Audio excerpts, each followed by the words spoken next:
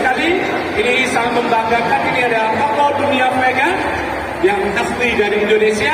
Bapak Ibu hadirin sekalian, kita beri sambutan tepuk tangan yang meriah untuk Dr. Susianto. Kita beri aplaus yang meriah. Halo dok, welcome. Dok, silakan. Baik, oke. Inilah Bapak Dr. Susianto. Di tengah kesibukannya, keliling full ya dok ya. Dan hari ini berada di Surabaya. Baik, berikutnya kita akan perkenalkan lagi narasumber kita yang kedua.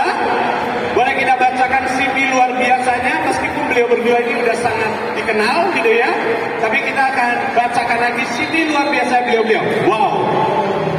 Beliau dengan gelar lengkapnya Profesor Dr. Haji Seto Mulyadi SPSI. Beliau merupakan lulusan Sarjana Psikologi Universitas Indonesia, S2 beliau di Universitas Indonesia. Angkatan Kemenkumham, panelis Komisi Penyiaran Indonesia, Ketua Umum As-Sahtena, Ketua Umum LPAI, dosen Fakultas Psikologi Universitas Gunadarma untuk program S1, S2 hingga S3, dan pada tahun 2021 beliau menambah gelar profesornya sebagai guru besar Fakultas Psikologi Universitas Gunadarma. Baik, Bapak Ibu, dan berikut banyak keanggotaan kepengurusan beliau, mulai dari Sekjen Ikatan Sarjana Psikologi Indonesia dan anggota International Society for Twin Studies, anggota Creative Education Foundation, anggota World Council for Gift and Talented Children. Baik, Bapak Ibu hadirin sekalian, dan begitu banyak penghargaan yang bisa kita sebut satu-satu. Bapak Ibu bisa lihat di depan layar. Langsung saja kita sambut dengan tepuk tangan yang meriah untuk narasumber kedua kita, Prof. Seto Mulyadi atau Kak Seto. Hai Kak Seto. Oke, welcome. Silakan. Energik luar biasa. Oke, saya menyapa Dr. Susianto dulu. Halo Dr. Susianto. Oke, aman dok? Oke, kita cek dulu.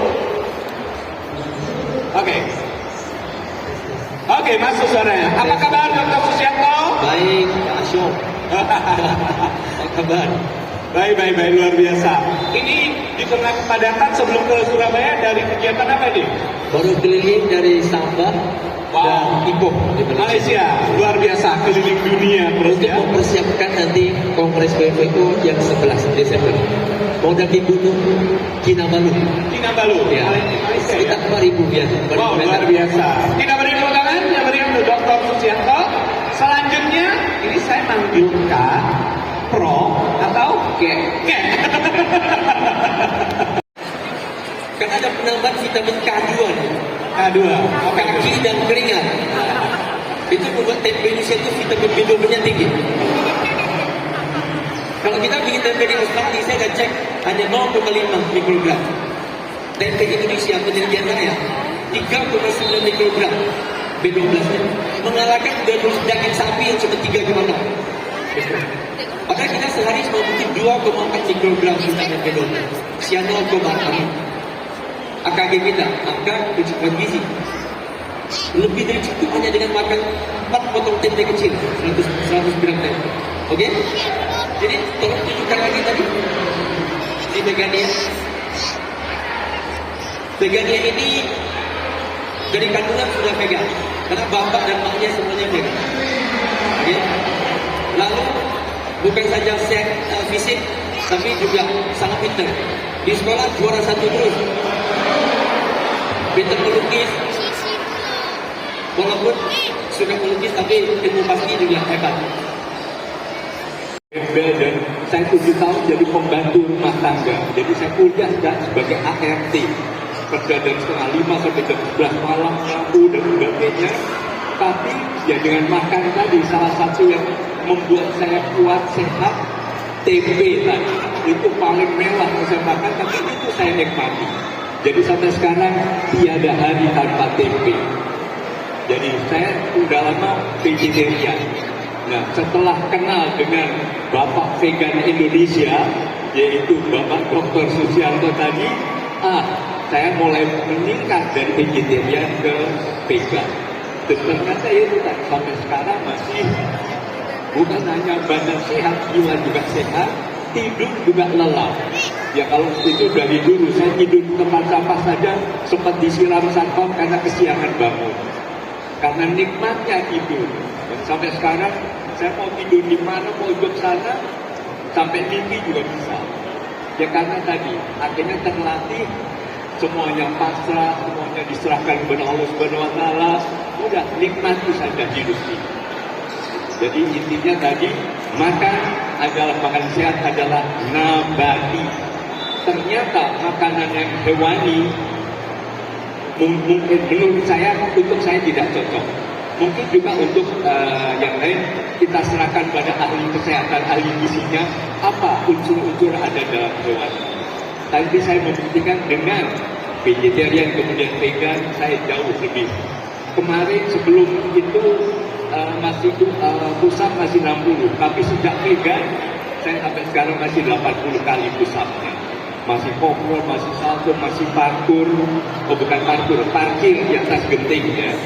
Jadi masih lompat-lompat ya karena tadi ternyata unsur makanan tadi terjaga rapi. Amino pada pangan nabati itu tidak lengkap, itu sudah jadul. Itu teori lama. Teori yang terbaru adalah setiap jenis single plant-based food itu memiliki 9 asam amino. Jadi asam amino esensial yang kita perlu dapatkan dari luar tubuh, dari pangan, itu sudah lengkap di pangan nabati. Sehingga dari kelengkapan asam amino sudah terjawab bahwa nabati maupun hewani keduanya punya susunan asam amino esensial yang sama lengkapnya dari 9 tersebut. Yang jadi masalah memang asam amino nabati, protein nabati ini proporsinya itu tidak seimbang. Jadi ada satu jenis yang asam amino A-nya kurang. Nanti di pangan yang lain asam amino-nya ini lebih gede. Sehingga yang direkomendasikan adalah kita memvariasikan bahan makanan dari protein nabati. Kenapa divariasikan? Karena begini. Pemrosesan asam amino di dalam tubuh, kalau kita makan protein di dalam tubuh akan dipecah jadi asam amino. Asam amino ini akan ditabung, disimpan di dalam bank asam amino di dalam tubuh dan akan digunakan sesuai dengan kebutuhan. Jadi bukan apa yang kita makan sekarang dipakai sekarang, tapi ada tempat cadangannya. Dan ini berhubungan dengan coding-coding termasuk coding genetik. Kenapa anak-anak yang makan protein hewani tumbuhnya lebih cepat dan lebih cepat besar dibandingkan anak-anak yang vegan? Karena coding asam aminonya, cell turnover-nya itu lebih cepat. Sehingga turnover yang cepat ini di satu sisi membuat pertumbuhannya lebih cepat. Tapi di sisi lain, dengan turnover yang sangat cepat, codingnya, kemungkinan errornya akan lebih tinggi. Sehingga mutasi genetik akan lebih cepat, lebih berisiko terjadi di orang-orang yang mengkonsumsi protein hewani. Kemudian, saya menerapkan pola makan nabati ke anak saya, jadi mulai dari kandungan sampai sekarang. Kemudian mengenai barrel teori tadi, bukan karena sudah saya mengatakan atau setuju dengan teori itu, tapi yang saya tahu adalah konsep asam amino itu disusun tidak langsung dipakai sebagaimana adanya, tapi asam amino itu disimpan di dalam tubuh dan digunakan sesuai dengan kebutuhannya. Jadi jangan takut kalau misalkan anak makan protein nabati, kemudian dia akan kekurangan coding asam amino yang digunakan untuk pertumbuhan, enggak. Tapi memang sel turnover-nya, regenerasi percepatan pembelahan selnya itu memang lebih lambat karena proses coding.